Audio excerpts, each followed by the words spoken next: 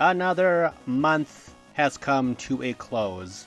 I began July high on the first Descendant and Zenless Zone Zero. Since then, I have also checked out 3 smaller titles via Mists of Noyah, Teenage Mutant Ninja Turtles Splintered Fate, and Veritus. How much did I enjoy these titles? Well, let's find out, starting with Mists of Noyah. It's kind of hard to describe this one, as there are a lot of genres crammed into one experience. At the start, you choose a hero, and all 5 characters have different loadouts. I went with Nin initially, who uses spells for her attacks. You can generate a world and then jump into it with your character, or port a new one in. It all feels a bit aimless. You go along fighting enemies, leveling up, putting points into stats, and collecting crafting materials, all while doing little side quests. So in a way, it's like a more RPG-heavy version of Terraria, I guess, without so much mining into the terrain or a lot of building, you know. It plays incredibly well, all 5 characters, and it looks great too.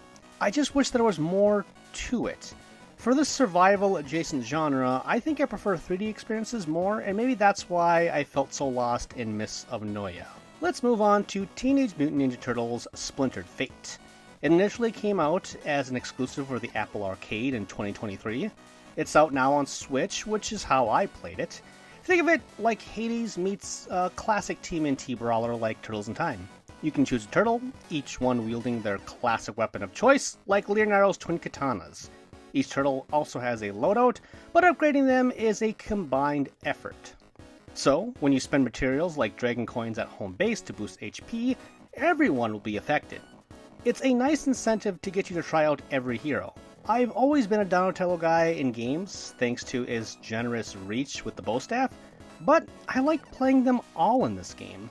Even better, you don't have to play this roguelike alone, as it supports 4-player online and offline co-op. There is an easy mode too, making it a great accessible roguelike. Honestly, I really loved it. Yes, it doesn't have a ton of flair to it, with environments being fairly repetitive as are enemies. Still, it's full of nods for fans that, you'll dig. And who doesn't love a good roguelike or TMNT game? Come on. Finally, we have Veritus, which feels like an homage to The Legend of Zelda: Link's Awakening. It has that same type of pixel art style, which I think rules. Details on the lore are kind of vague. You're an explorer who goes into a creepy dungeon with a plethora of other NPCs, all trying to do the same thing. Their familiarity made me feel like I was missing an opening scene, or this was a sequel or something.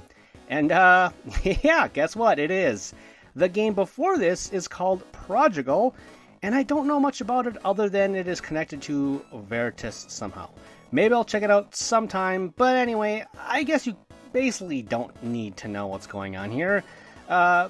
Moving forward, instead of a sword like Link, you have a pickaxe in Veritus, which can be upgraded. Equipment can be found to further exploration, like a lasso that can glide you over pits, or a magic hand that can transport you to the start of a room. There are interesting ideas with the gameplay too, as there are a plethora of minigames, from throwing musical notes into a door to tossing ingredients into a large bag while trying to survive an enemy onslaught.